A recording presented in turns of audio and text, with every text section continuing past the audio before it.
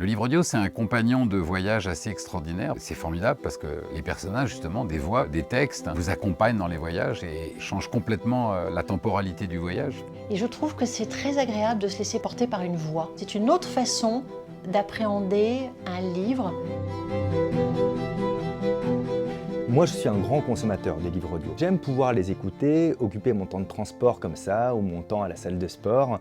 Quand on écoute, on peut imaginer beaucoup plus. Je crois que quand une idée nous touche, elle va nous toucher encore plus fortement si on l'entend que si on la lit.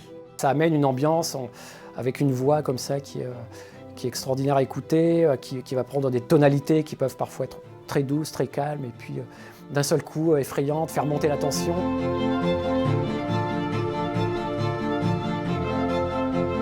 C'est un exercice qu'on peut faire dans le métro, en promenade, en voiture si on est seul, mais aussi à plusieurs. Des familles parfois se retrouvent sur la route, chez eux, dans leur salon même, et décident non pas d'avoir recours à la télévision ou à l'écran, mais d'écouter une histoire ensemble.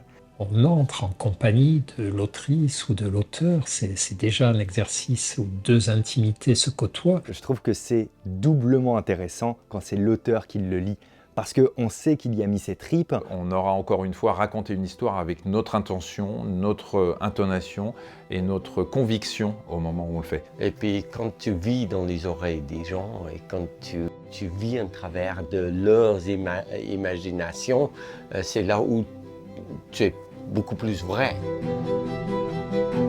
C'est une histoire qui est vraiment racontée et nous, on est dans un mode beaucoup plus passif. Et je trouve que le livre audio permet un exercice de fédération, de partage, et en même temps qui n'enlève rien à ce que la lecture peut apporter de découverte de soi et de découverte de son imaginaire, puisque celui qui lit ou celui qui écoute est quand même le créateur final. Le livre audio, il entre dans votre tête et avec lui, tous les personnages qui se trouvent à l'intérieur du livre et qui sont justement interprétés. Et là, quelque chose se produit certainement d'encore plus fort. C'est une vraie immersion, quoi. En fait, c'est une immersion dans un roman, et c'est vrai que les lecteurs apprécient beaucoup.